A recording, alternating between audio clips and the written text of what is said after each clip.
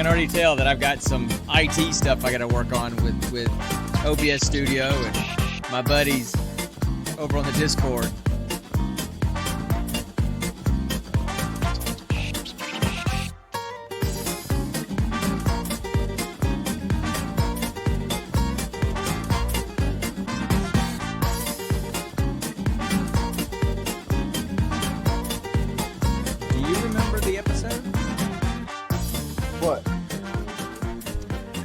Hey everybody, welcome to Gene Pool episode. Welcome to Gene Pool Variety Hour, episode 45. Let's do that all over again. We're very professional in what we do. Sure we are, Dad. Sure we are. I'm one of your co-hosts. I'm the old guy. I'm the dad. My name is Sean, and that guy on the other side of the screen is.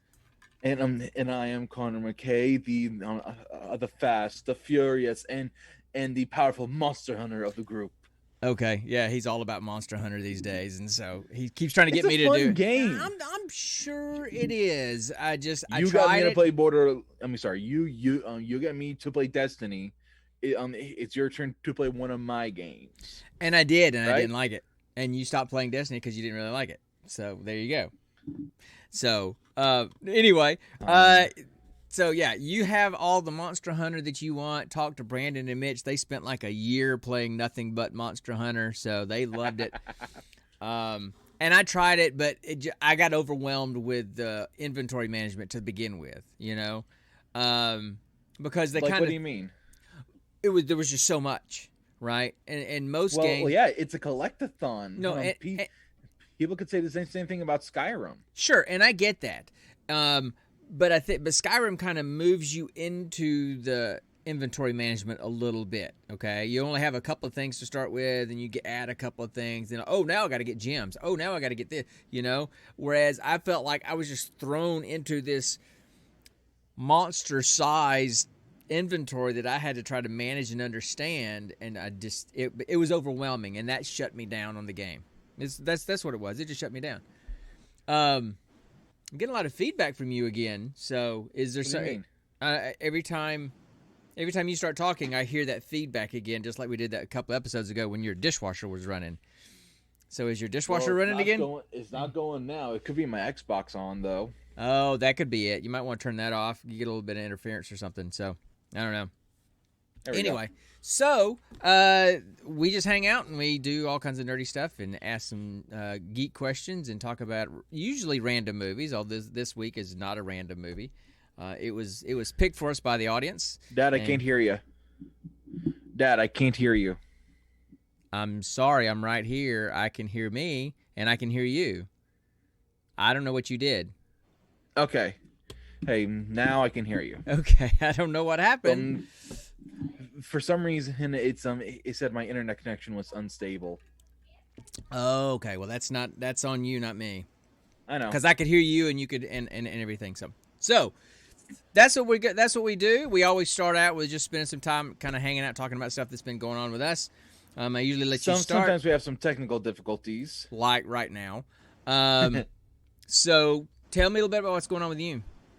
Okay, so not to divulge too much, but my supervisor has had to take a leave of absence as of recently, for some personal family stuff. So basically, for the past 3 weeks, I've had to work solo at least 3 days a week, just so he could take care of everything. Right. And then also for the past 3 weeks, going on Well, this will be the second of 3 weeks where I need to work Saturdays. Yeah, I know, man. Oh, so it started last Saturday, right? Is that what you're saying? Yeah. It's just our last Saturday, and then I'm gonna work a full day tomorrow because they're going to be. 1 second, and then Nikki's really loud. Babe, what? Babe, can you close your door? Thank you. Love you. Okay. Anyway, that was a heated discussion about something in a game. Yeah. Nikki's one of those girls who gets super duper passionate and super duper loud. She doesn't look like it, but she but she can get loud. Okay. So anyway, so Anyway. you've been working a lot more lately, a lot more hours, which is actually kind of good because it's kind of made up for days that you missed because of All weather. the snow days Yeah. I had Yeah. recently. Yeah. Yeah. So well, that's good. I mean, it's good and all, but then at the same time, it feels like I haven't left work. You know, in the past 2 weeks, it feels like I have not left work at all. Right. Right. Yeah, see, now it sounds like it's coming from my end, this hissing sound, and I don't know what it is because Let's just not talk about it. Okay, I don't know, it makes my eye twitch, and you know it does. So we're just gonna deal with it, just move on. You know, I mean, just roll with the punches. So for me, your brother had his wisdom teeth cut out today, so oh god, I've been home all day taking care of that. And how's then he mom. doing? He's doing okay. He's doing okay. We're working on trying to get the bleeding to stop, and you know, he's in some pain, but he's actually managing really well. Mitch he's pretty good when it comes to that kind of stuff. Yeah, he's not really a complainer. He was much more nervous and upset at the procedure because of the anesthesiology. You know, he did that made him nervous. You know, getting gas and all that kind of anesthesia that made him nervous, and he was shaking and he was getting really nervous, and he was compliant. For people that don't know, my youngest son Mitch is also on the spectrum. He's more high functioning autism, and so this is he's only recently allowed me to start taking him to the dentist, and that was because he started having wisdom tooth pain. And so he had to get him cut out today, and they had to do the gas on the nose first and then put an IV in to kind of knock him out a little bit to do this stuff. And he was super scared about that. They were super awesome, man. They could tell he was getting nervous. I could see his heart rate was like 145 and 130. And they said, Mitch, you know, what kind of music do you like to listen to? You know, they said, do you like to listen to music? And he said, yes. And they said, what kind of music do you like listening to? And he said, Disney music. And they immediately said, Alexa, play Disney music. And immediately Alexa started playing Disney music in the room. And it started out with that song from Hercules with the girl singing, not, you know, with the girl with like the muses singing backup for her. Meg, yeah. Megara. Yeah. Let's see, what's the name of it? Dang it, it's on the tip of my tongue. Anyway, that song started playing, and he immediately smiled, and his heart rate. I won't say I'm in love. Yes, that's it. And he immediately started smiling, that's Nicki's song, and right his heart rate immediately started to go down. He was still nervous, but that really helped. That was really cool that they did that. But he's handled the pain pretty well. Now he's still pretty numb, so the pain hasn't really fully set in yet. So we'll see. But he's got some good. He's got some good pain meds for later. So now I gotta ask. What's up, guys? It's probably because I have I probably have my mic modulated a little. Are you serious? BK is pop. Okay, this guy's my former commander at the squadron that I work at. Okay. Wait, what? This is see, that's pretty cool. BK, that's awesome, dude. So I'm kind of nervous. We have military in here now. I need to shape up. I need to be presentable. Oh my gosh. Well, just so you know, BK, I'm having some nice libations in your honor. So, but anyway, so that's what's been going on today. And now, Dad, I gotta ask. Yeah. Was Mitch loopy? No, he wasn't loopy at all. Oh, dang it. He was fine. He was super chill. That's the best part of getting your wisdom teeth taken out is the frickin' loopiness aftermath of the gas. So anyway, no, he was fine. He was just super chill, laid back, kind of a grin on his face. He was fine. Other than that, work's been busy. Gonna be really busy with a lot of stuff at work next week. I do some travel back up to the Pacific Northwest in a couple of weeks for some stuff. But other than that, it's just doing my normal stuff. Game wise, you know, I'm still doing the Destiny thing with the dudes. That's all you ever play, Dad. You know, last week after you and I got, since we didn't do the podcast last week, you know, we got on and we did play that Outriders demo, which is pretty cool. it's kind of a three-man fire team kind of video game with shooters and all that, doing all that kind of jazz. It's kind of a cross between Gears of War and Borderlands, if you can imagine that combo. I already can because Gears of War already has the outrageous enemies and the interesting guns. Yeah. It's just Borderlands adds comedy and acid-filled chaos in the mix. You know? Well, this is more the Gears of War kind of vibe, the Bulletstorm kind of vibe, because the same developers that did Bulletstorm did this game. Oh, I love Bulletstorm. I mean, come on, I know dude. you do. Come on. I mean, when you get points for killing somebody by kicking him in the groin, and I won't say what it is that they say when it happens, what they call it. They Balls to the walls. Oh no, it's a dick punch. So anyway, so we've been did that last week. I don't know what we're doing tonight after you and I get off here. We'll play something, probably some more Destiny. We may do something like that. But anyway. Excuse me. So anyway, so that's what's been going on with me. Anything else been going on your end? Any more with the wedding planning and all that stuff? Let's see. We've been talking about dresses and tuxes a bit. And Mrs. Sexton is going to make us a flower arch. Cool. Now that's cool. Yeah. It's kind of early to be talking about tux as it is, or it's never too early for a woman to talk about her wedding dress. I know, but I mean this wedding is 20 months off. So, and just so you know, the wedding is going to be slightly, if not moderately, themed after Disney stuff. Your mom's going to handle that really well. What? Okay. What? Okay. I feel like we're going to be cosplaying. Nikki is all about. No. I feel like we're going to be cosplaying at this wedding. No, we're not. But there is going to be a Beauty and the Beast figurine on top of our cake. Okay, cool. And and she does feel like her wedding dress is going to be themed after Aurora, Sleeping Beauty's blue dress in the movie. All right, whatever. So let's see.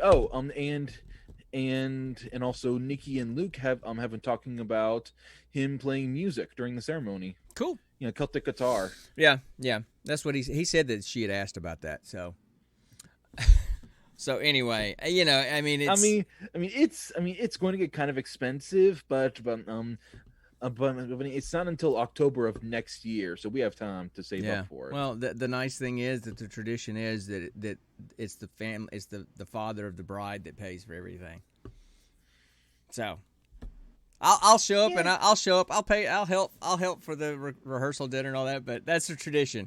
Now, of course, this is clearly not going to be a traditional wedding. It's not going to be traditional wedding, Dad. Who knows what's going to happen? But come October 22, nothing about the entire Sexton clan is traditional. That's Trust true. me when I say this. After living with them for a short amount of time. Yeah. So anyway, I got nothing else about that stuff. Is there anything else that you feel like talking about before we just jump into stuff? I'm kind of in a short podcast mood tonight, so I don't know why. Maybe it's because I've been sitting in Mitch's room all day with him, and I just kind of want to just chill. But maybe it's also because I've work tomorrow and I need to get up that. at 4 a.m. Yeah, that's it. I'm being considered my son. Yeah, that's exactly it. Yep. Mm-hmm. Yeah, let's go with that. As opposed to me just being selfish and wanting to shut down. Yeah, let's go with this. Let's go with the selfless response. Right? Okay. Cool. Sure, Dad. Sure. So, what are we gonna do? We're gonna do the geek question. Or we're gonna do the movie. What do you want to do? Geek question. Geek question. All right. I want to ask you a bunch of questions, and I want to have them answered immediately. Now I just have to find my weekly questions. Impression. Oh God, here we go. My weekly impression. Go for. Oh God. I'm going to ask you a question, and I'd like to have an answer immediately. It'd be nice if you get the words right, but close. I thought. Oh, come on! I thought that was kind of close. Okay, look. So, I'm gonna let BK know a little bit about what we do here. We usually do just a bizarre geek question every episode, and then we will literally roll dice and pick a random movie to review. And so, the question this week episode is going to be kind of different. This episode's a little bit different. Because usually we just pick a question and we answer it and talk to the folks, whoever may be in the chat room about it. But Connor has been dying to play Would You Rather, a nerdy version of Would You Rather for weeks. Yes. He's been driving me crazy. He's been driving me crazy, asking me to let's do this Would You Rather thing. So I finally relented, and that's what we're going to do. So, so I guess you want to start? You always want to start, right? Okay, so go ahead. All right, so Dad. Yeah. Would you rather be the man behind the design and physical building of the Death Star in Star Wars, or would you rather be the man solely behind the physical forging and enchanting of the One Ring, and then giving that to Sauron? Okay, so I'm guessing you probably know what you think I'm going to answer, don't you? What do you think I'm going to answer? I think you're going to answer, or honestly, the Death Star. Absolutely. You know why? Yeah. Because the Lord of the Rings, the Tolkien stuff, that's too much of a treasure to me. That's too treasure to me. I'm not going to mess with that. Okay, I don't. But Empire all the freaking way. Absolutely. Give me the Death Star. Let me just blow up some planets. Absolutely. So all right. So that's exactly what I would do. I could care less. I mean, Luke always annoyed me anyway. What? And Luke? Luke was annoying. He was a spoiled brat, a little annoying Mark guy. Hamill doesn't see this. And whatever. I'm going for the joke here, all right? And Solo was a narcissist. Will Wheaton was a narcissist, and Leia. I mean, come on, talk about entitlement. So whatever, man. I mean, Darth. I mean, he'd lost. You're basically just the architect of the Death Star. He never had don't own it. You just designed it and built it. Yeah, but I want to be on Team Death Star. So okay. I mean, look at Darth. I mean, he lost his mom. His mom got murdered. He never had a dad. He never knew his dad. That's because it was some kind of weird midi-chlorian version birth thing. Oh, no, I get that. But what I'm saying is, it's a tragic story. And then his best friend burns his legs and arm off, right? That was his own fault. It wasn't his fault that Obi-Wan had the high ground. I was about to say that. Dang it. So absolutely, I would go with the Death Star. The Bilbos and the Frodos and all those guys are too precious to me. So no, I would definitely go with the Death Star. All right. Let's see. What's my question here? Would you rather? Because we're trying to ask nerdy questions that we know play into each other. So, would you rather play a Pokemon game, or only play Pokemon, where you can only play as Team Rocket? Or play Mass Effect, where you can only be the Reapers that destroy everything? That's actually a little bit harder. Because I love Mass Effect and I love Pokemon. Both of them are my top favorite games. I know. Literally one summer growing up, that was literally all I played. Mass Effects 1 through 3. Continuously just building myself up until I was basically a god. Yeah. I'm still waiting on the remasters to come out in a few months. Nikki's pre-ordering them for my birthday. She doesn't know I know. Well, she does now if she listens to this podcast or watches this stream. Does. Okay. She doesn't. Okay. She hates it.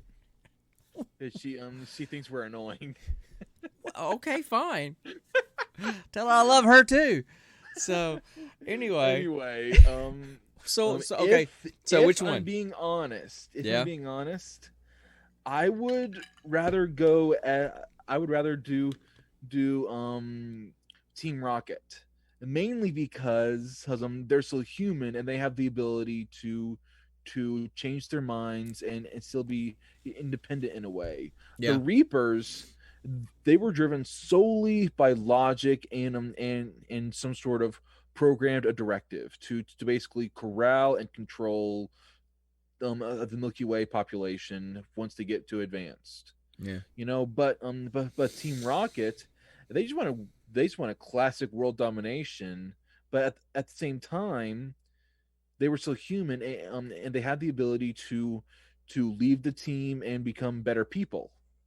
Yeah. Well, yeah. Look, to me, the Reapers. I mean, you basically described the Borg. Team Borg all the way, man. The Borg. Exactly. No. So why wouldn't you go with the Reapers then, man?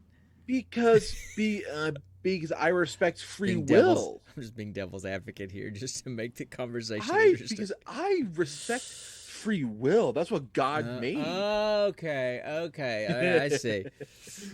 So yeah, Okay. all right. So you're trying to put a spin on. Pokemon. Okay, all right, Pokemon. All right. So what's my next one? Let's see what I got. All here. right. Your next one from me is. Oh yeah, this is your turn. That's right. All right. Oh dang! I actually forget that I gotta go back into my messages and look. Jeez Louise, that's embarrassing. Yeah, there's good production value. Oh shush! It's like right up here. Here, we barely text anyway. Anyway. Okay. Here we go. Okay. All right. Would you rather attend a panel led by Alan Rickman titled "The History of Monotone British Actors," or go to an anime sing-along with me at DragonCon? Dude, I'll go Alan Rickman monotone speech over anime sing along with you any day. Only I because feel hurt. has nothing to do with you. It's anime sing along. Okay, that's it. Now, when you threw, you almost put a wrench in it because when you threw DragonCon in there, I'm like, ooh, I could go hang out and have a drink with everybody else, all my other friends that are there. So that almost tempted me, but Alan Rickman's too much of an international treasure. You know, rest his soul. You know, I thought you didn't like Alan Rickman. I love Alan Rickman. What are you talking about? Dang it. When we were talking about the British movie that we watched a couple of weeks ago, you know, the serial killer one, the detective was originally Limestone Golem. Yeah, Limestone Golem. So that was Limehouse. That's right.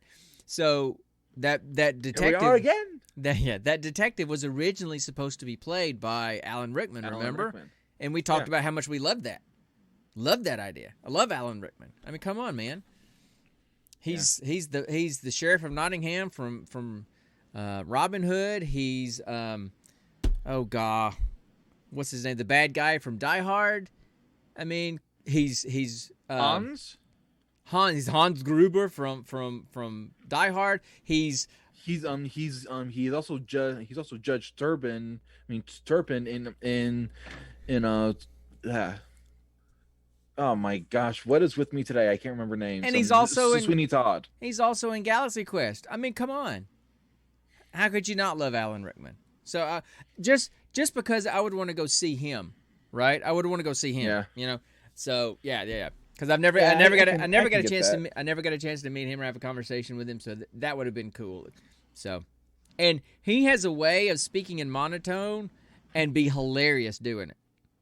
Yeah, that's true. You know, that really is true. Yeah.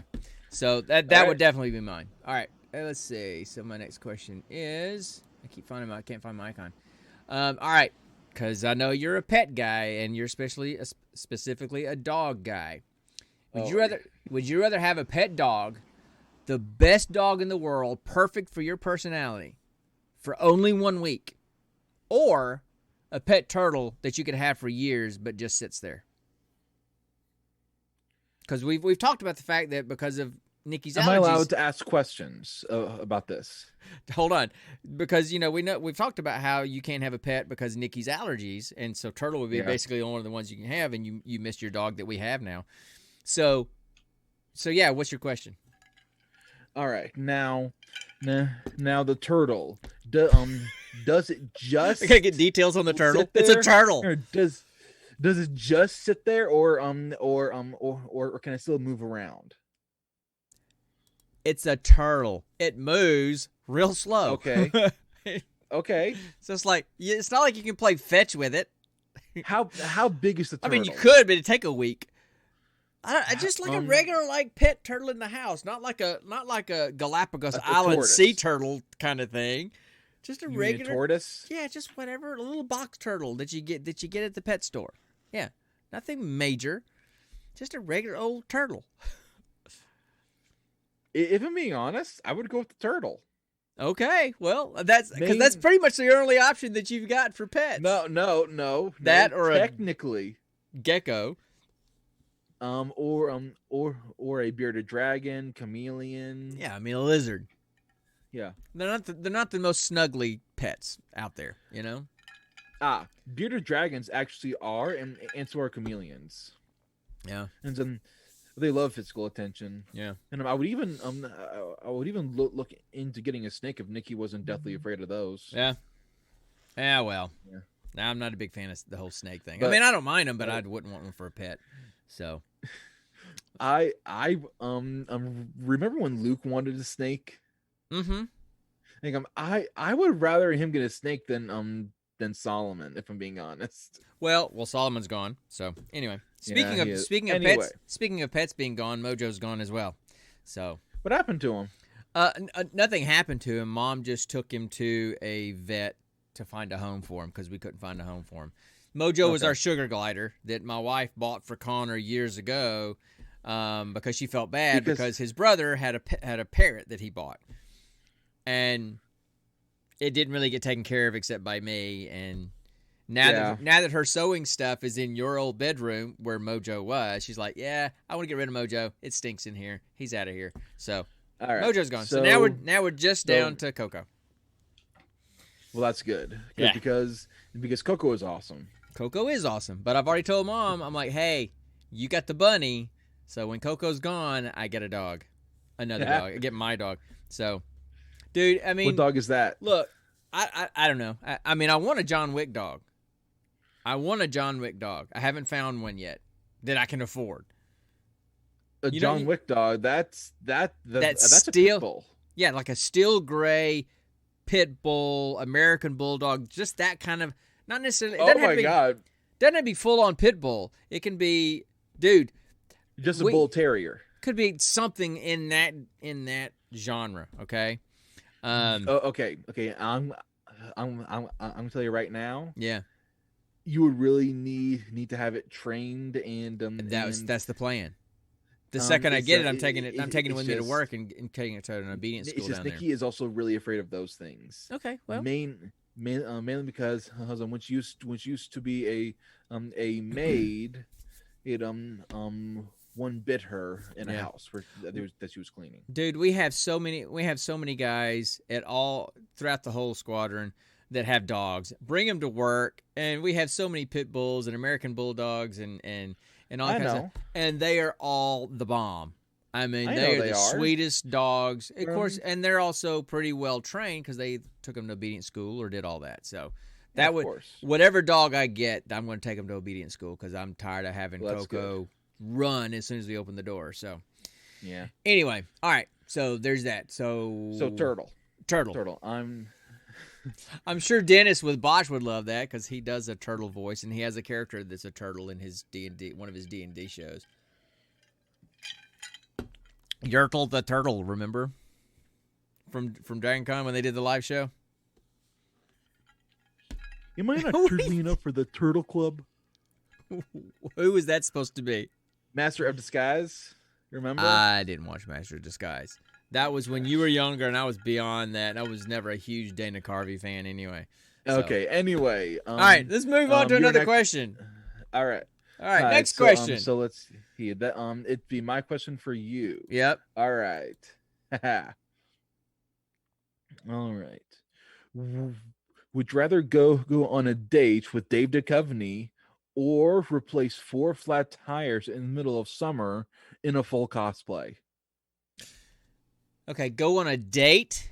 Now, yes. Okay, let's define date. Okay? Let's define date. Dinner, drinks, walk in the park, maybe a movie, possibly a nightcap if he's charming enough. Okay, so dinner, go ahead and get something to eat, go drink, go to a movie. A date. Yes, a date. A full-on date. There's no spending the night with each other part of this date, right? It's just a plain old just date, right? No, it could if he's charming enough. No. There needs to be clarification. Oh, no, well, that's not going to happen. I'm not gonna give in to the. I don't know. He's very charming and very handsome. He's not charming to me. So here's okay. So with the stipulation that there's no physical consummation of that date. He's gonna try. He's gonna be all over you. No, that's you said a date. You didn't say a hookup. Yes. So a date. I'm not saying a hookup. He could invite me. Like, would you like to come up for a drink? No, I'm good. I'm just gonna go home. So I can turn that down. So provided that there's no demand for physical consummation of that date, I'll go on a date with David Duchovny over cosplay in the summer, changing a tire any day. And this is the only reason why. Because Jillian might show up. Of course, that's your reason. That's the only reason why. Because there's a chance that Jillian might show up. That's all I got to say. That's the only. Now, man. I've changed tires in Bismarck at 20 degrees below zero in a blizzard for a woman outside my office one time. I've done that. So I'm not uncomfortable with the discomfort of changing tires in a cosplay outfit in summer. Apparently, BK would rather change the tires. Well, okay, that's fine. And I mean, like I said, if there is a demand for a physical consummation of the date, then yeah, I'll do the change in tires. But if there's a chance that I can talk David into getting, calling Jillian up and to come join us for drinks, absolutely, I'm doing that. Yep. Dude, I have an autograph. I have 2 autographs from Gillian Anderson in my office. One of them says, "Love your second wife, Jillian." I know. Okay, so you love telling that story. I do. It's one of my great stories from DragonCon. So, anyway. Well, what about when you basically got to hang out with 709 for free? Oh yeah, I did. Yeah, I got a autograph from Deanna Troi, Counselor Troi from Star Trek. I got an autograph from her for free too, and it's addressed to the guys at the 17th. I want to get an autograph and meet Captain Janeway or the woman who played her. Right. Yeah, but I went to one of the Star Trek Next Generation panels at DragonCon 3 or 4 years ago, and they were all there, and I don't think I asked. Doesn't she also play Red in Orange Is the New Black? Isn't that also her? Kate Mulgrew does. Yeah, Captain Janeway does. Yeah, I'm talking about Deanna Troi. Yeah, but Kate Mulgrew does. Yes, but so I don't think I asked a question in that panel, or maybe I did. Anyway, and I think I asked her specifically about her job being a counselor, and kind of told her what I did. But I went down and I had a conversation with her at the Walk of Fame afterwards, and was telling her what I did and who I worked with, this kind of stuff. So because I worked for the military and taking care of military guys, she grabbed one of her pictures and signed it. Hey, 17 SDS, stay safe out there, and signed it and gave it to me. So it's in my office too. For free? Yeah. Wow. So Counselor Troi actually wrote an autograph to the 17 SDS. So that's kind of cool. All right, your turn. Oh, my question. All right. I keep looking at the wrong icon. Okay. Would you, and because you're an aspiring writer, you want to be an author. Would you rather be an author who only writes young adult romantic fiction, love stories for preteens, or one that writes technical manuals for home electronics? Now, you'd be a published author either way. Yeah, but let's see. With the romance stuff, is it modern stuff? Can I take some creative license and make it maybe in the future, in the past? You can do whatever you want to. Elements. Think Twilight in whatever genre you want to do. And I know how much you love Twilight. So no. I can make I could make Twilight better than what it actually is if I wanted to. Good to know. I mean, good to know. I mean, I don't want to bash anyone who likes the series because if I'm being honest, Yeah. She did do a very good series of writing it. It's the movies I had a problem with. Yeah. Well, The books whatever. were okay. Yeah. It's the movies that I have the problem with. Yeah. Yeah. So okay. But honestly, I would rather do the romance fiction, mainly because it's not that far off, because every single one of my stories has always had a love interest, Yeah. a ship. So at least you could be a well-known author of crappy books, as opposed to a well-written as opposed to a well-written author of home electronics manuals that nobody would never know who you are. Exactly. Right? There you go. Makes sense. Okay. Oh, by the way, BK, this is my fake brick wall. This is my blanket. I have a blanket fort in my garage. This is. I don't have an actual room for doing this. I actually carved out a blanket fort in my garage, and that's a fake brick wall. So that's my open mic night at Comedy Central kind of thing. So anyway, and this is just my wall of. That's just where you live. That's just where you clutter live. And some Star Wars posters. And a caricature of me and my fiance right there. Dude, when Luke's out of here and completely gone, I'm turning his room into a podcast room. And complete and with sound stuff on the walls and everything. And then you're just gonna turn the rec room back into a garage. Yeah, Mom wants her car back in the garage. After all these years, she wants her car back in the garage. I don't blame her. Okay. So, yeah. Of course, I have to completely reinstall the garage door because the motor and everything is completely gone because we locked all that down when we turned it into a playroom for you guys a long time ago. Yeah. So, okay, whose turn is it? It's my turn to ask you one. Okay, go. Well, this is taking a lot longer than I thought it would. All right. I'm wasting a lot of time tonight.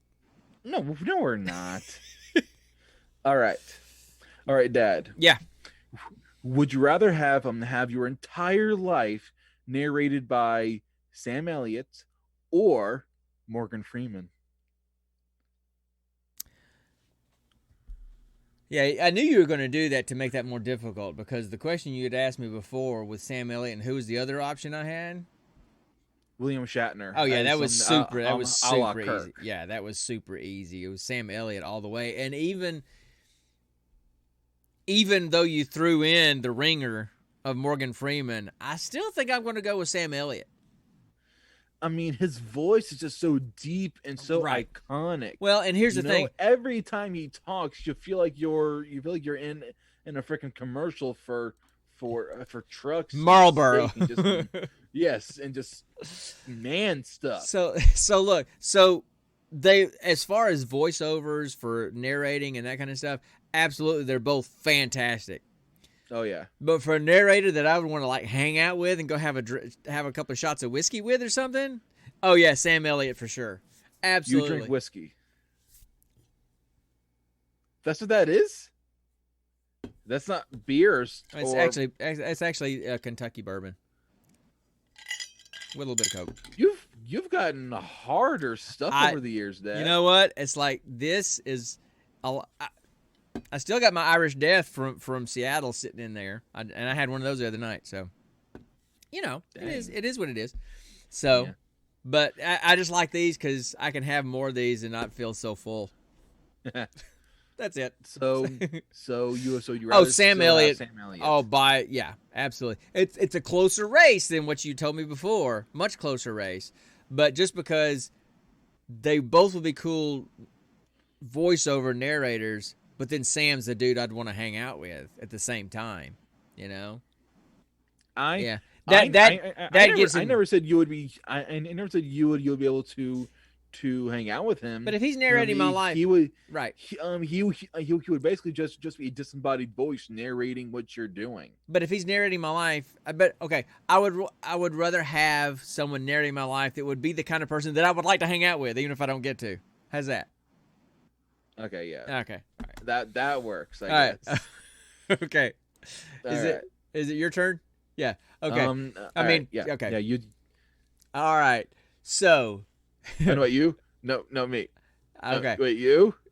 So you can only have one last pizza in your life, but it can be a super extra large, exactly how you like it, or you can have unlimited pizza for the rest of your life, but it has to contain ingredients that you hate and you can't pick them off.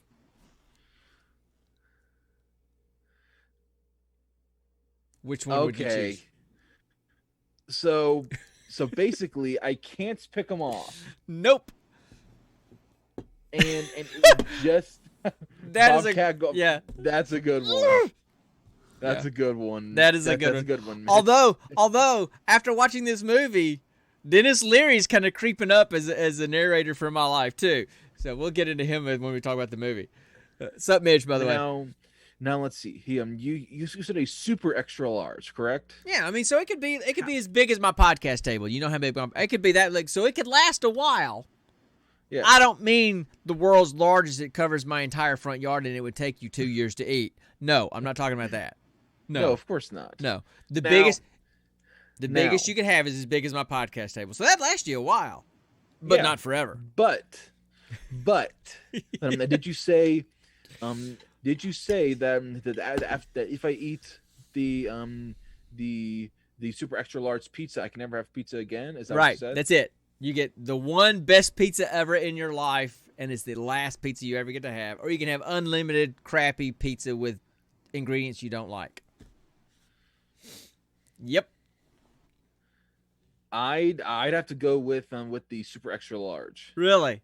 Mainly because the toppings I don't like are toppings I'm never going to like. You know, onions, ground beef, anchovies.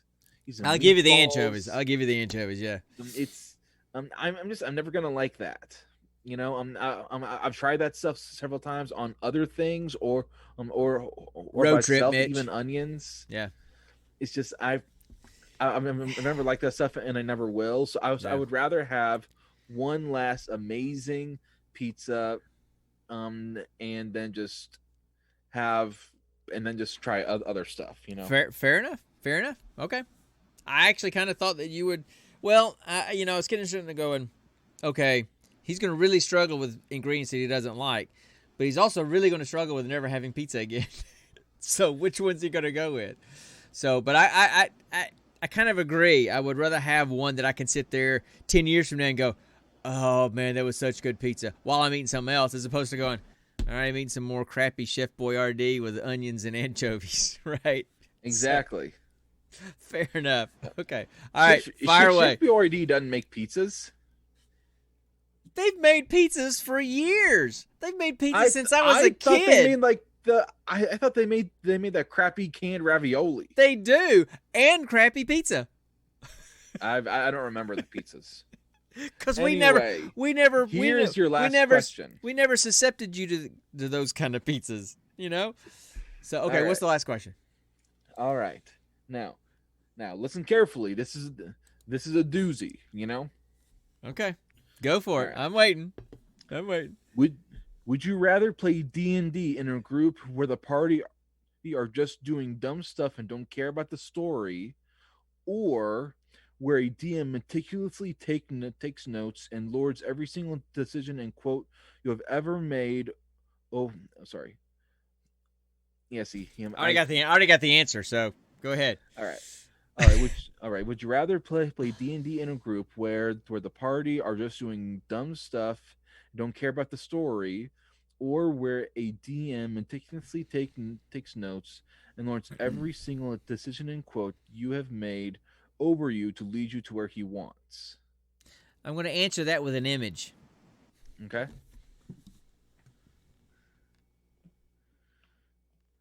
Okay. That pretty much answers my question. Listen, hey, what's up, man? So, yeah, the guys that are goofing off and just kind of not following the storyline or just making up their things as they go, that's pretty much botched. Have you ever? I know you know the botched guys and you've gone to their live shows. Have you listened to their shows? Yes. Yes, and while they do mess around, they still follow the basic storyline. They do. They follow the basic storyline, but they make some crazy choices. In this scenario, the party won't ever actually try and follow the story. They're just going to I would rather do whatever they want. I would rather do that and have fun and make the DM work than have a DM be OCD over everything, right? So, Gotcha. I mean, right now, in this season of Botched, Phil is a Wendigo, which is basically a zombie octopus right now. And he just a Wendigo isn't an octopus. No. I know he's been infected by a Wendigo. His race is an octopus, so now he's basically a zombie octopus. And he just basically killed an entire building of people because he got the bloodlust, and so much so that the other guys were sitting and hiding in the elevator, and they were having snacks while they could hear him and all the screams outside the elevator. It was it was like 2 episodes ago. I was in the car driving to base, and I was in line to go through security, and I was laughing so hard people on either side of me were looking at me funny. So anyway, I would definitely go with the more laid back, having fun, goofing off kind of thing, right? Nice one, Mitch. So for example, like when we played with the whole infamous, talking wolf thing. Yeah. How enjoyable was it when Mom was so rigid about rules? Was that fun? That wasn't fun. It was let's go with the story. Let's adjust to the story, and somebody make a decision that's not what we expected, but then we go with it, right? That's much more interesting than, no, we got to do this, right? So definitely I would go with the guys that don't kind of goof off. I'm like, you know what? If I'm the DM and you guys don't ever get to the end, well, that's on y'all. I'll just bring in a dragon and kill you. I don't care, See, I'll tell you what I tell people all the time. My guy is called Gorthog the Attention Seeker. So he's a demigod. And basically, he says, "Look at me while I kill you." Oh no, Mitch. This story about the talking wolf is a well-known story in my family. Okay, let me tell you this story. Oh man, we hadn't chased a chicken in a while. So we haven't chased a chicken at all today. We haven't. Several years ago, we watched that episode of Community where they played Dungeons and Dragons. The kids were young at the time, and they're like, "Hey, we want to learn to play Dungeons and Dragons." I'm like, "Yes!" That's where I got hooked. I'm like, "Yes!" I have a family that actually wants to play Dungeons and Dragons. So I'm not a dungeon master. I'm not good at that, but I agreed to do that and let them play. And so I downloaded like a free module, a free storyline to play, adventure to play. And they're playing these characters, and Kelly is black and white thinker, rule follower, this kind of stuff. And she's ended up playing 2 characters so that Connor and Luke could only play 1 each. And we come up on this keep, and they're cleaning out monsters in the keep. And in the middle of the courtyard is this like large, like white wolf that talks. And he's chained up in the center of the courtyard. Connor, being the animal guy that he is, strikes up a conversation with the wolf and wants to set it free. Kelly freaks slap out that there's a talking wolf, okay, because she's not used to the whole Dungeons and Dragons thing. She's freaking out. She's like, "It's of the devil. We must kill it." Connor and Luke and Kelly argued about whether or not to kill or save this talking wolf for 2 hours in the game. Oh, yeah, 2 hours. To the point that me, as Dungeon Master, said, "Screw it. The wolf is tired of it. The wolf chews his paws and commits suicide and dies in front of you." Yeah, that was a sad day in the campaign. So whenever we talk about the talking, wanted that wolf was my pet. all we have to say is talking wolf in my family, and everybody knows exactly what we're talking about. So that's the story with the talking wolf and Dungeons and Dragons in my family. So anyway, and we didn't play for very much longer. Oh, and the other thing is Connor. He wanted to play the story and kind of really get into the story, which is, we know Connor, that's Connor. Luke is not, he's not big into the Dungeons & Dragons. He wanted to have a good time. He was like those guys that just want to goof off. And he played a wizard character. And when he found out that wizards can't wear armor, so their armor class sucks anyway, and all he could wear basically, especially at the beginning, was a robe, and that didn't add anything to his armor class, he said, "Screw it. I'm going to run around naked." So Luke played Phemos, the naked wizard, and he literally basically ran around the entire game with no clothes on. and it freaked Connor out. This using his wand to cast spells. This is playing D&D with my family. It doesn't go well. That's why the best game we ever had, because we'd always end up in arguments in my family. The best game that we ever bought was a game called Super Fight, where their whole point of the game is to argue with each other. And we had a blast. It went off perfectly. So, yeah. So, that's Dungeons & Dragons. That's the history of Dungeons & Dragons in my family. That was a long chicken. So, okay. We didn't try it again years later with me as the DM because at Warm Springs I got experience doing that, and honestly I love being a dungeon master more than being a player. Because no, it's too much for me to keep up with, man. But it's just enough for me to keep up with. And whatever. The thing that I love about it is that honestly, I can just improv a whole lot of stuff, you know? Yeah, you can. And you do really good. You do really good at DMing. And you can keep track of all the different rules and stuff in your head a lot better than I could. And plus, if you remember, we played Dungeons and Dragons. I was teaching you guys how to play Dungeons and Dragons as I was learning a whole new D&D system, D&D 4.0, which was the D&D version from hell that nobody liked. And it was nothing like what I was used to with the old AD&D, D&D 2.0, that kind of stuff, where it's like a lot more storytelling. This was grids and cones and circles, and I'm like, no, let's just tell the story. I recently lost a player at the Pathfinder. The McElroys, they really like Pathfinder. We hadn't played D&D with the McElroys in a while. I mean, that group just died back in November. I don't know if it's because of the COVID stuff or what. Yeah, Dad and D. So, anyway. All right. You got another question for me, or have I got another question for you? Who's next? I think you have one more for me. I do have one more for you. One sec. Hold on. Let's see. Hero Quest? Yeah.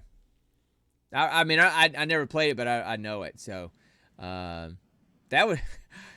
Dude, as crazy as we get, as goofy as we get, when a bunch of us get in the room playing Overwatch or whatever, can you imagine if we all got together and played Dungeons and Dragons together?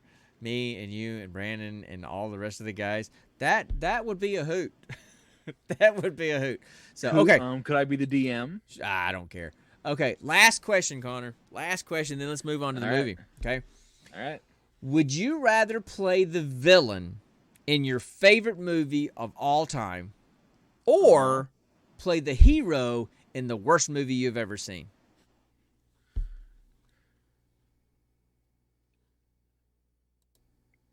Are you there? Yeah, I'm thinking. That's a good one. Oh man. Play the villain in your favorite movie of all time, or the hero in the worst movie you've ever seen.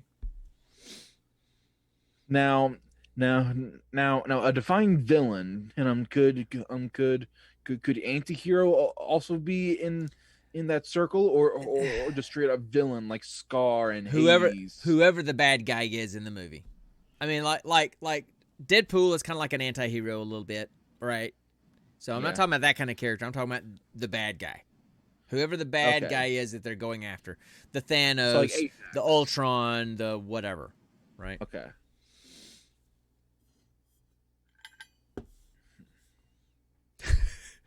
Maybe. Oh, man. That's some thinking music. That's hard.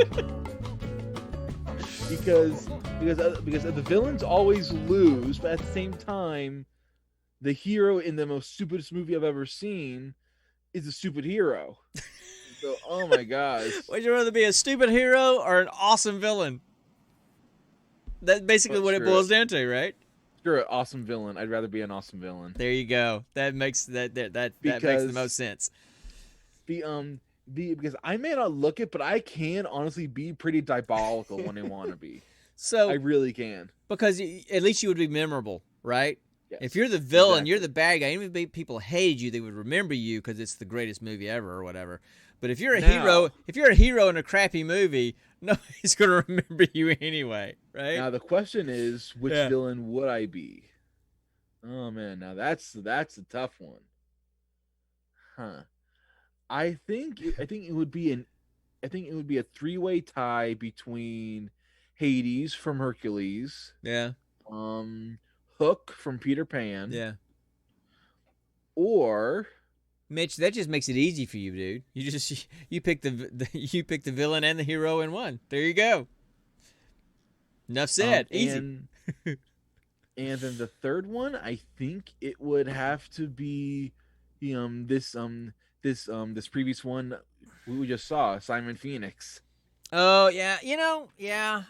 He's a villain, but he's freaking fun. He is, and we'll get into the movie. And Wesley Snipes did an amazing job. Yeah, he did. He did a good job. I've just never been a huge Wesley Snipes fan, So now, and Mitch is probably going to kill me for this, but I've never seen all of Blade. Go ahead, bring it. What's Blade? Mitch. What's Blade, Dad? Blade is a movie, is based on comics where they're basically vampire killers, and Wesley Snipes played Blade.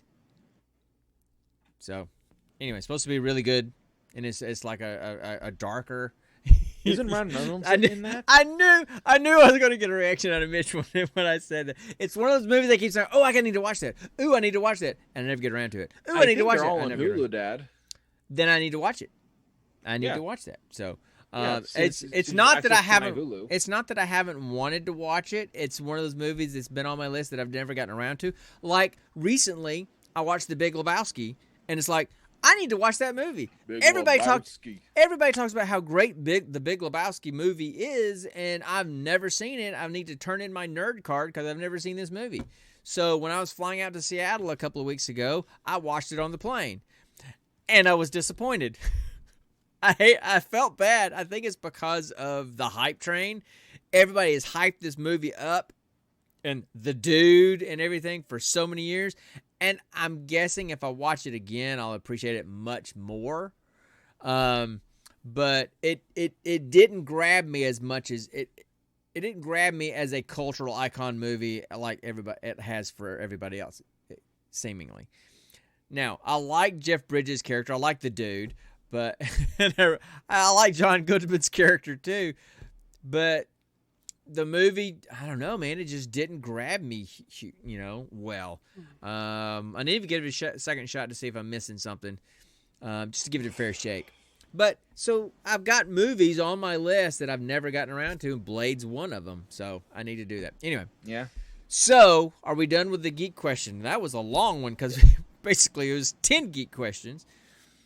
So, do we want to talk about our movie at all? Or we want to just... Yeah. Okay, let's talk about our movie then. It's time for a roll for credits. That rug really did tie the room together. I will admit to that. Oh my gosh. Ow, ow, ow, ow, ow. That sounded... Okay, that didn't sound like a painful. That sounded like a different kind of moaning kind of thing. So, okay. No. So, we're talking... And see, this I feel bad about this because the person that kept saying we need to do this movie is not here. I'm sure she's taking care of Tater Tot. But we had been requested for the last 3 or 4 weeks that we must watch Demolition Man from 1993. I've seen it before. I love the movie. I know all about it. Connor had never seen it before. Connor's obviously going through some kind of pain management routine over there right now. So I'll just keep talking.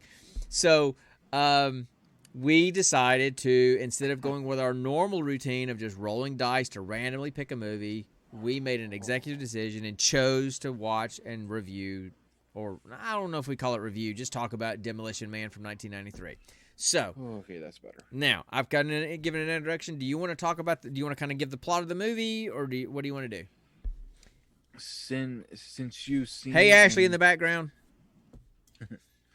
Since you've seen it before, I'm gonna let you talk about it. Okay. Okay. So look, basically, after I watched it, because I haven't watched it. I mean, I've watched it several times, but I haven't watched it in a long time. And after I got into watching it, I'm like, "Yep, a classic 1990s action movie. That's exactly what that was." So here's the deal. So 1996. with a weird sci-fi twist. Oh man, tell her I'm sorry about that. I trust me, I know what back pain's like. So Same it's here. 1996. They flash back to 1996, and Simon Phoenix is the bad guy. L.A. is pretty much a hellhole. You know, gangs have taken over. They have territory. Simon Phoenix is the biggest, baddest gang bad guy out there. Gangbanger. And so they bring in, you know, the guy they call the Demolition Man, John Spartan. I want to say Sparta. John Spartan, who is Sylvester Stallone. This is Sparta. This is Sparta. So, so they bring him in to take out Simon Phoenix. He goes into this huge warehouse, confronts him. Simon sets the place on fire. The place blows up. He escapes with Simon Phoenix. Turns out that the bus of innocent people that he had hijacked were in the building too. So Stallone's character got convicted of manslaughter just like Simon Phoenix did because he contributed to the blowing up of the building. Then you flash forward 40 years later, 30 years later, and now you're in San Angeles where the world is completely different. And San Diego and Los Angeles fused together. Something like that. So the San Angeles. And there's no crime. The police are still police, but they don't really fight crime because there is no crime. All the bad guys are basically hall monitors. Yeah, really they are, and they talk like one too. All the prisoners are cryogenically frozen, and kept. That's how they're kept. And everything is just peachy keen and normal and super They're sweet also and super kind. rehabilitated through some kind of weird mental stuff. Yeah, and we'll get to that. So there's that stuff's going on. All right. Somehow Simon Phoenix gets thawed out for his parole hearing, and he busts out of jail. Somehow he had access to the code to unlock everything and beat everybody up and had all these new skills and broke out of prison. Well, the police are freaking out. They don't know how to handle this because this guy's killing people. They call it murder, death, kill. He's killing people in the jail and he's escaping, and they don't know how to handle it. So somebody has the bright idea. Okay, he's from the 90s. Oh, there's... Yeah, go ahead. There's a line that perfectly summarizes it. That Rob Schneider's character said it. That we're police officers. We're not trained to deal with this kind of violence. Right. And it's like, and that's dude, true. You're a police officer. You're meant to. It just baffled me. So they didn't know what to do, and so they're like, okay, there's this maniac from the 90s that has just escaped. So we need to bring somebody back from the 90s that knows how to deal with this guy. So, of course, they bring back John Spartan, who was the guy that brought Simon Phoenix to justice in the first place. And then hilarity ensues and action ensues and da-da-da, all that kind of stuff, right? So that's the premise. And so then, hey, Smashy, so then the entire movie is John Spartan trying to catch Simon Phoenix, right? Now, you're now in, what was the year, 2039, 2030, something like that, right? 2036, I think it is. Which is really only 15 years from now at this point. And yes, I did like it, Smashy. He actually said he thinks it's one of the top 5 that we've watched on the podcast. So there you go. Just below Gora. I'm telling you to watch Gora again. Everybody needs to watch Gora again. It is an awesome movie. Dude, you got to watch Demolition Man again. I mean, recently, because the crap that the way they talk in that movie from the 1993 is how they talk today. Nobody uses pronouns. Everybody's just called by their name because they don't use pronouns. Because probably by 2036, instead of everybody having their own individual pronouns, we're just going to start calling people by their name because we're too confused and don't know which pronoun to use for anybody. Because there's about 90 different pronouns now for people. So, how dare you assume my name, though? It's like, how dare you assume my name? Mellow greetings, John Spartan. Enhance your calm, Lenina Huxley. I mean, they don't use pronouns. No pronouns were used in this movie. They were all just their name. Because, so I guarantee you, they didn't ever say sir. By 2036, we're just going to call everybody by their names. because there'll be 300 pronouns at that point, and we won't know what to call anybody. There won't be enough letter combinations in our alphabet for all the pronouns that there will be. So I'm just going to call people by, hey, Connor McKay, how are you today? I'm fine, Sean McKay. Solves the problem for me. So there's that going on. And all the phrases that they use for, chill out, right? Enhance your calm. Enhance your calm. Enhance your calm. Mellow greetings. So be well. Be well. It sounds like a freaking cult. Really, it's just like, oh my gosh. It basically is a cult led by this one dude, John Cocteau or Cocteau. Yes. Is it John? Was it John? Was that his name? I had a problem with the Cocteau. police chief. I had a problem with a problem with a bunch of them. He was talking about to John about how his era is done and gone, and I'm looking at this guy and he's like, you look to be in your 50s. You lived in his era, so don't you dare try and say. Yeah, but he was a kid. No sense. But say, here's the thing: he still lived in it, right? But he may have been a really, really little kid, because if you remember, John's old pal from the older guy that was in the police force, remember that he recognized him. He said, "You were just a young 18-something-year-old, right?" He was just a young kid in the police force at the time. And now he's some older guy. Well, the police chief was younger than him, so he may not have been born, or may have been a really little kid and not known everything that's going on. So I've been telling people since we said we were going to watch this movie, and I've been looking back into it and reminding myself of this movie. I'm like, this is today, people. How they talk to each other is how we're kind of being told we're supposed to talk to each other today. Okay, We're going to say that everything is great and everything is fine, but everything is not great and everything is not fine, and the stuff that's not great and not fine is hidden underneath. Literally in this movie, right? So yeah, freaking rat burgers.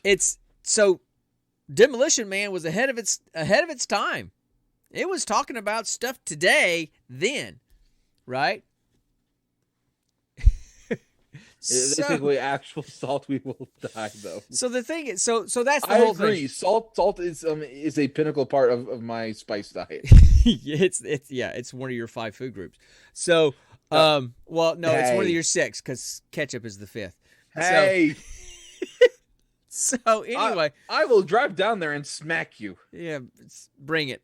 So you're 13 hours away. So in this movie, that's going on. So they bring in John Spartan, who knows how to take down a criminal like this, because they're not familiar with how to deal with this guy. They don't know how this guy thinks, right? And then you got all the hilarity that ensues from this guy from the 1990s, of the typical action movie era of 1990s, to this, enlightened 2036 or whatever. And how he's trying to have cursing up a storm. He's trying to fit in, and he has no clue how to fit in. You can't curse, every time he curses, you get a slip. Anywhere in the city, you just randomly get a slip for cursing. One of my favorite scenes is when he purposely walks up to the machine and drops every nasty word he can think of to get enough paper to go wipe his butt, because there was no toilet paper in the bathroom. And he just because of the freaking problem 3 solved. Seashells. All right, talk about the 3 seashells. 3 seashells. Okay, what were they? They never explain. How they work. However, I was reading up on some like trivia about this movie, and in an interview, Stallone said that the way they had kind of conceptualized that the 3 seashells worked was that 2 of them, get this, 2 of them kind of worked almost like a clamp to pull the waste out. And the 3rd seashell was just to scrape off the rest of the residue. That was how the 3 seashells were supposed to work. There was no mention of how they get cleaned. What the no? So 2 are like two are like salad tongs to go in here and pull it out. And the 3rd is like a scraper. There you go. I thought this world was meant to be more easy. That sounds a lot more. That sounds a lot harder and a lot more dirty than just freaking wiping your own butt. So I'm just saying. What the heck? So anyway, so there's and then enter Lenina Huxley, right? They need a bidet. Yes. Absolutely, they need a bidet. Okay, and if you ask Paul Hogan, he's like, "What the hell's a bidet?" Right? So, Connor, you probably don't even know what I'm talking about. Crocodile Dundee, What? the bidet, Crocodile Dundee 2, where he comes to New York, and he goes to he has this nice fancy hotel, and they got a bidet, and he's like brushing his teeth in the bidet because he's just squatting down and brushing his teeth and stuff in the bidet. Like, I've seen the movie, Dad. I couldn't remember if you'd seen that movie or not because it's a long time ago. So then you enter Lenina Huxley, which is Sandra Bullock's character, and she's from the era. She's a young cop, but she's obsessed with the 90s. So her office is full of 90s memorabilia, and she tries to talk the lingo. A Lethal Weapon poster in the background. She's trying to talk the lingo, and some of the funniest lines are when she messes them up in a really inappropriate way. Like when they decide to go down, go down below, to find Simon Phoenix, and she's like, "Let's go blow this guy," and Stallone's character's like, "Blow this guy away," because leaving off that one word has a completely different meaning. Completely different meaning. So she had several of those like that, and Take that was this job and shovel it. Didn't shovel it, but yeah, but that one was the best. So Yeah. anyway, and so of course let's go lick his ass. Yeah, that was another good one. He's like it's kick his ass, not lick, kick. Oh, okay. So anyway, There's a new shepherd in town. It's Sheriff. So it was that was funny. I mean, it was a weird movie. For me, back when I first saw it, because okay, is it supposed to be sci-fi? Is it supposed to be funny? Clearly, there's action, but really, I mean, you watch it. I mean, it was all done tongue in cheek.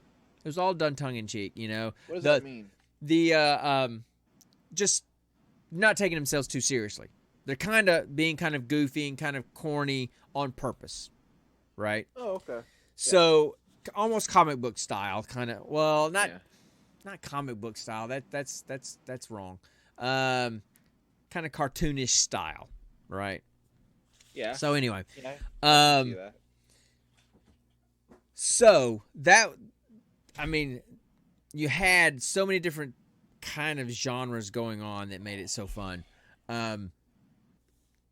What else do we need to say about the movie itself, about the storyline or anything like that before we talk about kind of what we liked and didn't like and that kind of stuff? Let's see. They uncovered this giant conspiracy, that they somehow had Simon Phoenix at the center of it as the weapon, and then in the end, it turned into this big old reminiscent fight between Phoenix and Spartan. Yeah. Well, so the storyline and is, of course, it ends with a fluid exchange between Lena Huxley and John Spartan. yeah. So Speak the lingo. Kind of back to the storyline a little bit. It turns out Dennis Leary's character, Ed Friendly, I think his name was. He kind of is the leader of the underground, of the people that live literally the people that live underground. They're like the scraps. They're like the scraps, the unwanted. And turns out that this Dr. Cocteau, which I thought was an interesting name, is the one that had him escape and program Simon Phoenix, because they, as part of their release, they rehabilitate them, meaning that they, during their time in cryo, they insert skills and abilities and interests and stuff into their brain that to substitute the violent ones. Well, for this guy, they made Sylvester Stallone a freaking seamstress. I know. We'll get to that in a minute. Not as So, but they gave Simon Phoenix hacking abilities, multiple types Martial of arts. martial arts, all kinds of things. They gave him all these kind of Weapons super training, skills. terrorism. Right.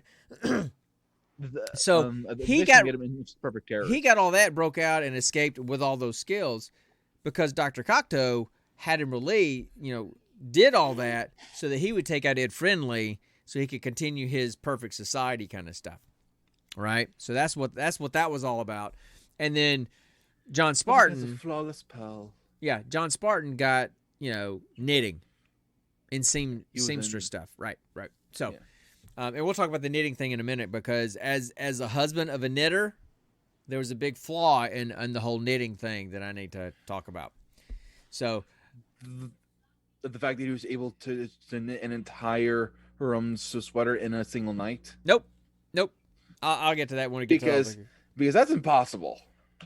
I don't know. So that was the issue. So that was the twist that he actually was released by the good guy who was really the bad guy to get rid of the bad guy who was really the good guy, right? And then John Spartan comes in and kind of throws a wrench into the whole works, right?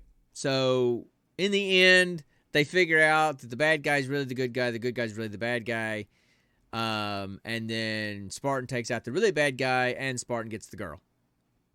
Typical action movie from the 90s, right? I mean, with a weird twist thing. The details were different, but the general plot was pretty much the same as pretty much every other action movie from the 90s. You know? Basically. And it's so funny watching that movie, an action movie from the 90s versus action movies today. I mean, look at how built Stallone was. And you had the other movies from Jean-Claude Van Damme and Taco Bell was the main character. Yeah. And all these other Arnold Schwarzenegger, all these big guys that were big and hulking and this kind of stuff. And action guys today aren't always like that. Now they're good. They're in good shape. And I'm not talking about people like Chris Hemsworth who plays Thor because that's kind of the character, right? Chris Pratt as Star-Lord, he's in shape but he's not bulked. Right. And but just like Ashley said, that's the reason why Die Hard is such a big deal because he was just a dude, He was just a dude. And I think that's great. And I like the more realistic because it's playing to the person's character as opposed to the fact that he's got rippling muscles. Absolutely, Willis was not built like them. Still is not built like them. So I just thought that was kind of funny. Then some of the funny stuff in the movie was like the fluid exchange. She's like, oh, we don't do that. She's like, hey, would you like to have sex? And he's like, yes, I would. And then she puts this like helmet on his head. Then she basically it's like, is this some kind of full body condom? Then she basically puts an Oculus on his head, and they have VR sex, and he's freaking out. He's like, no, and she's offended because he wanted to kiss her. She's like, oh, we don't do that at all, and she kicked him out, right? And then of course at the end he kisses her, and she said, ooh, are all fluid exchanges this pleasant? And he says, better, and so she, just typical. Like, oh my! Typical 90s action type of lines and stuff. I just love so much about this movie. And and then also another classic thing and that was in movies at that time. Yeah. There was always a very, very somehow pristine muscle car. Oh, and that was a good muscle car too. And they trashed it. So They always trash them, Dad. yeah, I know. So, there was something else I'm going to say about. Oh, okay. Let me just tell you about some of the quirks that I know about. Is there anything you want to say about this movie that you liked or disliked? Honestly, Liked or disliked? The only thing I disliked about the movie was the actual situation of the movie because I'm going around and I remember when Phoenix was at that kiosk doing all that hacking and the cops showed up. Yeah. The cop literally had no idea what to do. He was basically asking a freaking Siri, a device, what to do. Mm-hmm. Mm-hmm. It was like, okay, but how do you not know what to do in general? If you see someone acting out, you apprehend them, right? You don't need to ask permission or from something to do it. Yeah. So in that scene, I realized these cops aren't even really cops. So they're basically just regular people in uniforms that they're basically home monitors. You know, Yep. they don't Yep. have any real power. Yeah. No. I mean, I agree. I mean, I and it's like, understand. and I'm like, what the heck? Yeah. So So it makes no sense. well, I mean, think about it. If they've been on the police force and have never had to deal with violent crime ever, even if Yes. they've been told what happened, do you think they're completely calm, or do you think they're freaking out a little bit? I'm going to go a little psychologist on you here. Do you They think they would be freaking out about it. Yes. right? Which means their sympathetic nervous system has been activated, which is the fight or flight part of your brain. Okay, and the fight or flight part of your brain kickstarts the part of your brain that's for survival, increases your heart rate, and does all that kind of stuff. The part of the brain that gets less blood flow during fight or flight are the parts of your brain that help you think.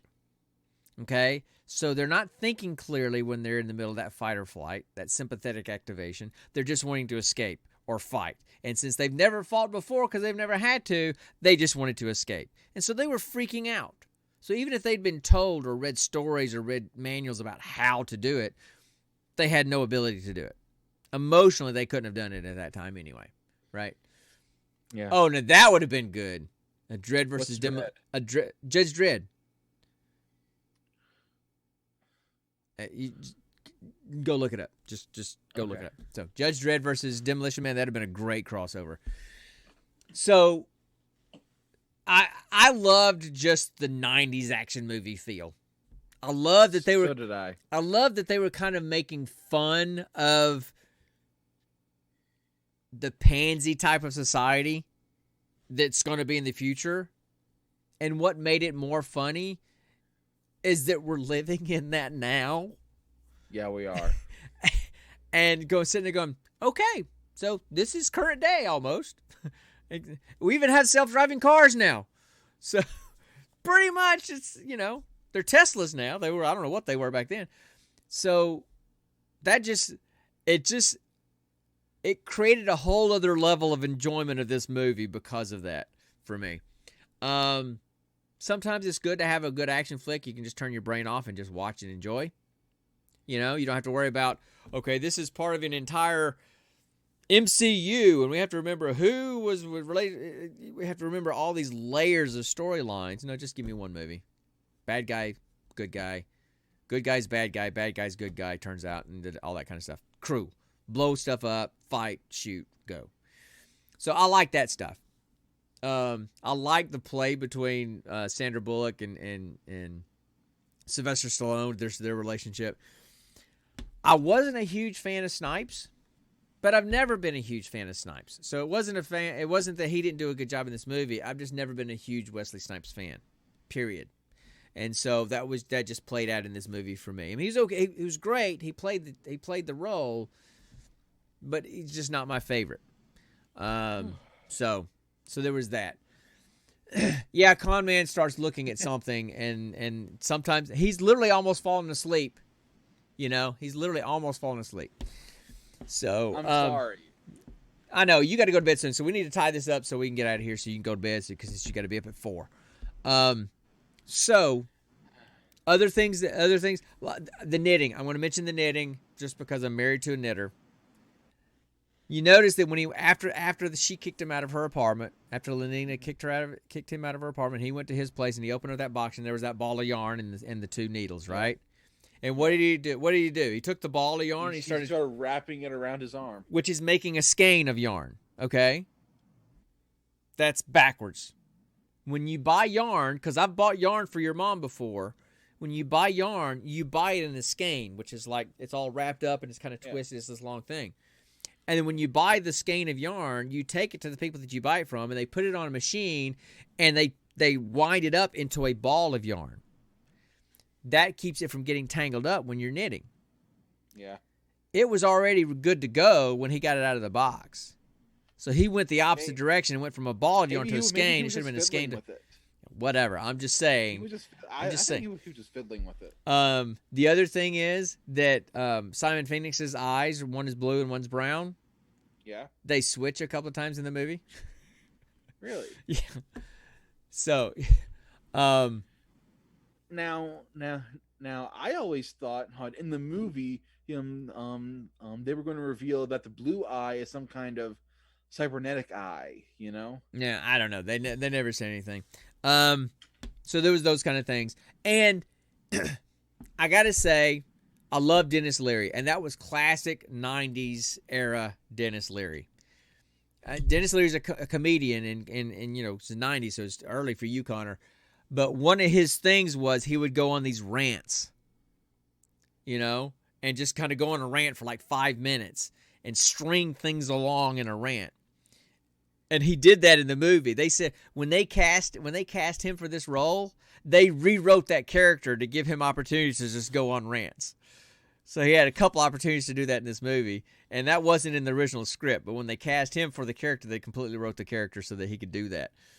The guy that plays Associate Bob, the big guy that was Dr. Cocteau's. For a second there, I thought it was Nathan Lane. No. So that's Otho from Beetlejuice. Who? Otho from Beetlejuice. I haven't seen Beetlejuice, Dad. Did we have it? Yes, we watched it all the time. If it was on TV, we stopped and watched it. I was terrified of it, remember? Just like Okay. I was terrified of freaking Gollum. Right? He's never you've never seen Beetlejuice. Oh my gosh. Well, what are your qualifications? I studied at Juilliard. The Sextons reacted Not to mention that I survived the plague. I never watched. The Sextons reacted the exact same way when I first told them I never watched Nightmare Before Christmas. They reacted the exact same way. Yeah. So anyway, we have to rectify that error. We have to fix that problem, and we have to watch Beetlejuice. But not this week. No, but at some point we've got to watch Beetlejuice. You've got to fix that. I feel like this is starting to turn into a spin-off of TV's Travis Wait You Haven't Seen, because we're starting to run into a bunch of movies that either Connor hasn't seen or I haven't seen. I don't want it to turn into that. I wanted to go back to the random movies. So anyway, he was Otho. He does a lot of voiceover stuff, and apparently they novelized this movie. They turned it into a novel, and in the novel he was the eunuch. Dr. Cocteau chopped it off so that he would not get ambitious and stuff. So he was actually a eunuch in the story line. They just didn't bring that out in the movie. Now that's mentioned, it would make everything seem a lot more understandable and make a lot more sense. They kind of played the same. Associate Bob and Otho are basically the same character, almost the same hair. Just one wore a suit and one wore a kimono, but the character was almost the same. So anyway, is there anything else you would like to say about this movie before we go? Because we've been going at it for about an hour and a half. So much for a short podcast episode. Do you think rat burgers are actually good? Meat's meat, buddy. If it's cleaned meat, if it's not look, the reason why the idea of a rat burger doesn't sound good is because most rats are, not clean, and so they have diseases and they have parasites and all that kind of stuff. So no. But if you get like lab raised or farm raised free range rats, maybe. I don't know. I've never had rat before. I've had squirrel. I've had rabbit. I've never had. When did you have squirrel? Long time ago. Well, not when Luke used to hunt them and cook them up. No. No. So because they were wild and they can be kind of rodent-y, kind of. No. So squirrel in general is wild. Tell me a restaurant where they serve squirrel. What I mean is, if it's cooked and prepared well enough to make sure that any kind of stuff is killed and any kind of germs or parasites are killed, it can be good. I don't know that Luke's preparation of the squirrel was adequate for me to want to eat. Did Mom eat it? No. We got a freezer full of deer from Luke, but we kind of draw the line at deer. So yeah. But anyway, yeah. That's the 1993 movie Demolition Man. Fantastic movie. I had fun watching it again. Connor actually loved the movie, which was great. Because we had this I forgot which movie it was where I loved it and you didn't because you didn't really get it because of the difference in general. Cool Hand Luke, right? Oh yeah, that was the movie. So this is kind of cool, but this one plays a little bit more into both of us anyway. It's action, sci-fi, goofy kind of stuff anyway, as opposed to a drama like Cool Hand Luke. So anyway, here is the part of the podcast where we would normally roll for a random movie. But since I made the executive decision and said we were going to watch Demolition Man this time, I made a deal with the devil and told Connor he could pick the next movie. So Connor has picked the next movie. But here's where I'm still being random. I've chosen 4 movies and assigned each of them a number. From Dad does not know what any of the movies are, and so he's gonna roll a 4-sided die, and then tell me the number it lands on, and then when he tells me the number, I'll tell him the list of movies, ending with the one he actually rolled on. Okay. All right. So, you mean roll? You ready for me to roll? Yep, roll. All right, roll. Yep. I rolled a 2. All right. So 2. So number 1 was going to be Road to El Dorado. Cool. Love that movie. 3 would have been Atlantis. Love that movie. 4 would have been Emperor's New Groove. Love that movie. But 2 stole my groove. Yeah, weird. But 2 is Sinbad. Of the four, that's my least favorite. Great. Of the 4, that would be the last one I would have picked to watch. Sinbad. Can I roll again? No. Dang. We are watching Sinbad, Legend of the Seven Seas. Because I love the other 3. That one is like, maybe. What's wrong with it? It just doesn't do anything for me. The other ones have good stuff in it, right? I agree. No, I agree. No. I agree. No. Okay. You already used. I rolled a 1. Wasn't 1 Emperor's New Groove? No, that was 3. It was 3, right? It was 3. Oh, I rolled a 3. I rolled a 3. Stop. Come on, Emperor's New Groove. You already Come on, man. Demolition Man. No, we need to watch. You already beat A Demolition Man. llama? He's supposed to be dead. Come on, man. Sinbad is a movie I have not seen in a long time. And when I found it on Hulu, I was like, I gotta watch this movie. Man, come on. What's wrong with it? There's nothing wrong with it. There's just much better options here. Okay, well, Smash has never seen any of them. So, Smash has never seen any of them. So, we need to pick one of the better ones. Fine. Okay. So, which one is it going to be? I'm going to randomize them again, and then you're going to roll again. Okay. All right. All right. So, you're going to tell me all the movies and what their numbers are first, right? No. Come on. Yeah, you are. You're still going to roll first. Oh, I'm going to roll. I got dice right here. Yeah, so roll. It's just off camera. Roll. No, have you randomized them? Yes. Yes, I have. Okay, I rolled a 1. All right. Please tell me it's not Sinbad again. No. Sinbad was 4 this time. Okay, so what did we get this time? All right, this time it is Atlantis. There was never any integrity to this process, Jacob. Ever. Atlantis. Atlantis. Okay. You sat in the dirt, didn't you? Okay, Atlantis. Oh yeah. Now what have I told you about playing nice with the other kids? Get back. I've got soap, and I'm not afraid to use it. I'm gonna say back from the pit from which you came. I'm gonna say money. So anyway, money.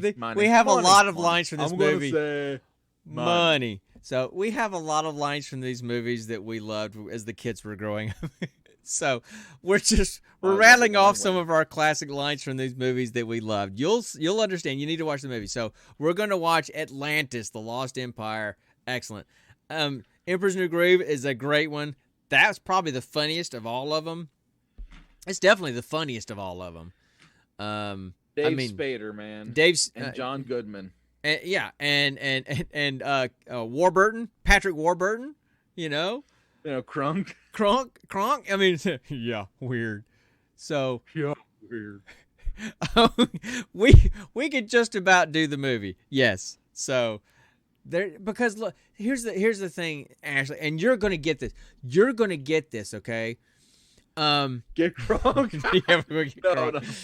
You're gonna get this as Tater. You want to get Kronk? No, as Tater Tot gets older, and you start watching a lot of these movies, animated movies or whatever, with him as he's growing up, and he's gonna have movies he's gonna watch over and over and over, and they're gonna be movies. Some of them are you're gonna want to dig your eye out with a dull, rusty spoon watching, but some you're gonna absolutely love, and they're gonna become stories of your family. They're gonna become stories of your family and parent-child relationships. I'm sure he'll watch Aliens. I get that, but you're probably gonna watch some animated stuff too. Okay.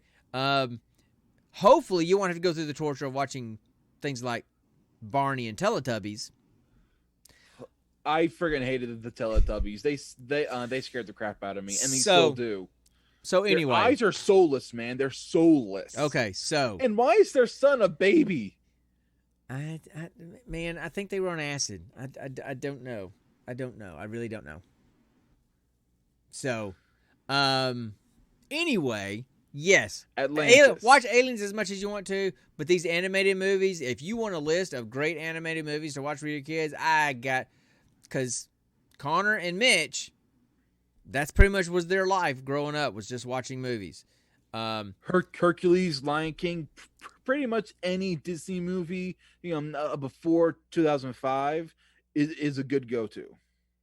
Yeah, well, when they were still drawing them and not 3D animating them, or doing crappy, dramatic action-filled live-action versions.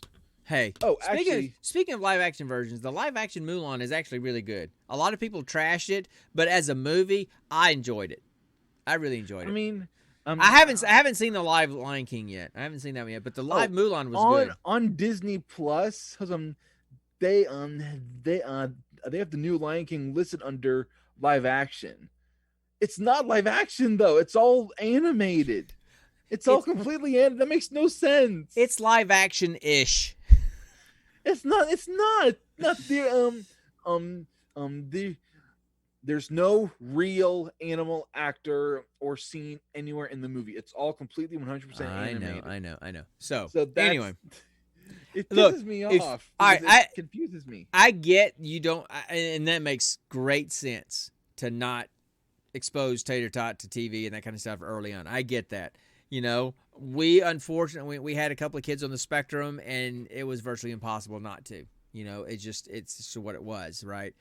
But even if you don't expose him to those movies and stuff, this doesn't sound right. You need to expose yourself to Emperor's New Groove and Atlantis, and what was the other one of the three? Road to El Dorado. Road to El Dorado is good. That's another. That really is. That's a good one. But of those, Emperor's New Groove is definitely. Sinbad is also a good one. It's a good one, but it's the fourth best one on that list, in my opinion. So, expose Shrek. Shrek. She's got to see Shrek. You owe it to yourself to expose yourself to new movies. Hey, she said I should expose myself for my mental health. I'm sure Jacob would appreciate that. So, oh man, you're gonna get reamed for that, dude. There are some, you know what, and there's some great animated movies that aren't major popular ones. Mitch and I were talking about. Oh man, we could chasing so many chickens about movies. Cats Don't Dance is another good one. Oh man, I have not seen that movie in years. Because we had to leave this morning. We had to leave this morning to go to his appointment to get his wisdom teeth cut out. And as we're leaving the kitchen, I said, "And we're walking, and we're running, we're running." Which is from that movie. So anyway, oh man, Connor and I could go for hours about these old animated movies because we spent hours. Oh, Dad. Yes, there's something I want to show you. Okay, well, while you're getting that, so no, Toy Story. Hold on, let me finish. I've already got it. Okay, Toy Story and Lion King. Connor didn't sleep hardly at all as a baby. I mean, literally, he would not. He would This is maybe true. maybe 2 or 3 hours a night. He would cry for hours when we tried to get him to go to sleep. And so back then we had Toy Story and we had Lion King on VHS, and we picked one each night. And one of us was up with him in the middle of the night watching that movie every single night. Every single night for years. I've probably seen those two movies well over 100 times each. I'm not kidding. Lion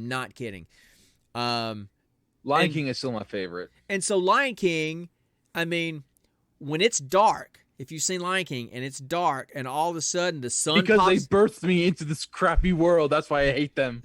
and the sun pops up and it goes, oh, and it starts singing.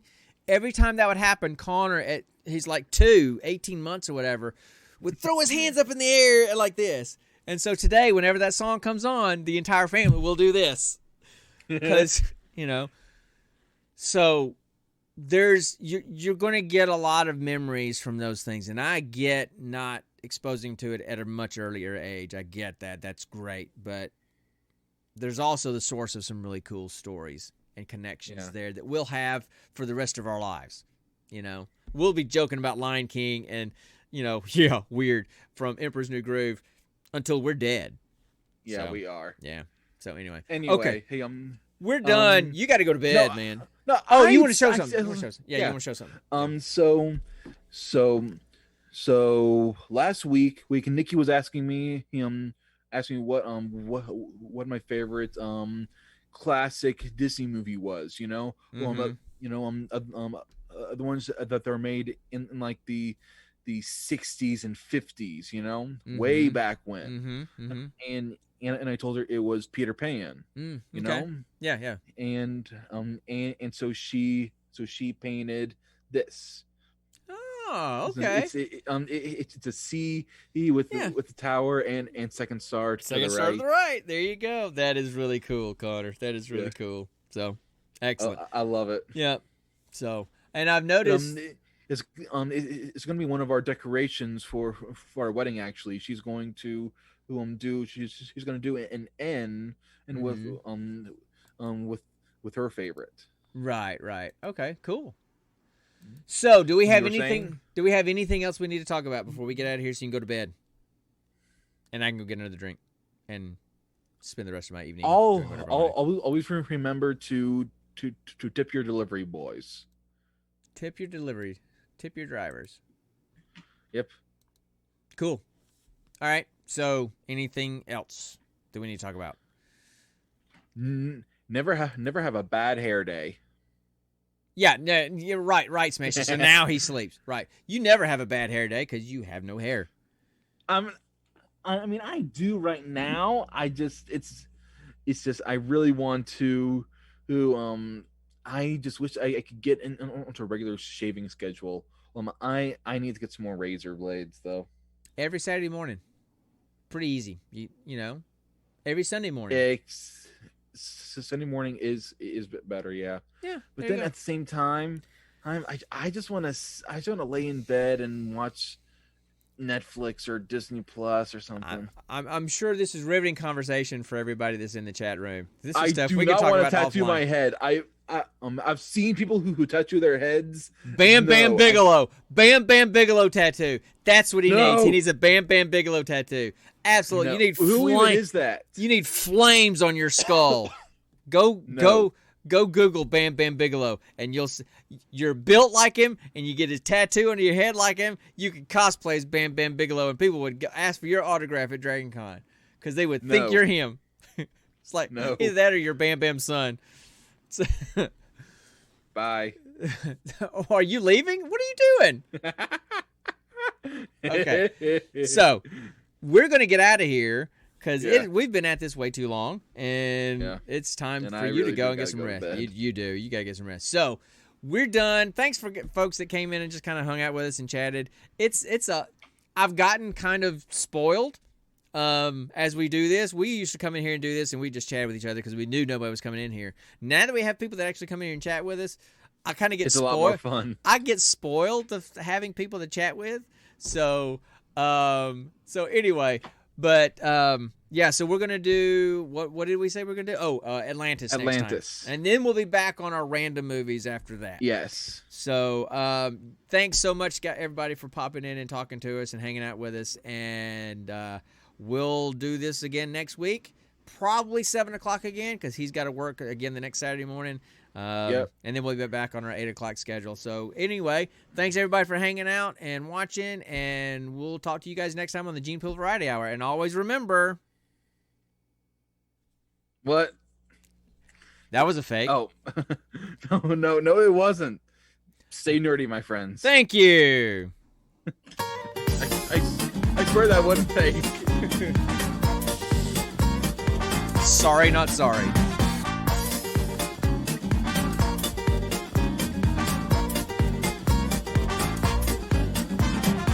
Bye.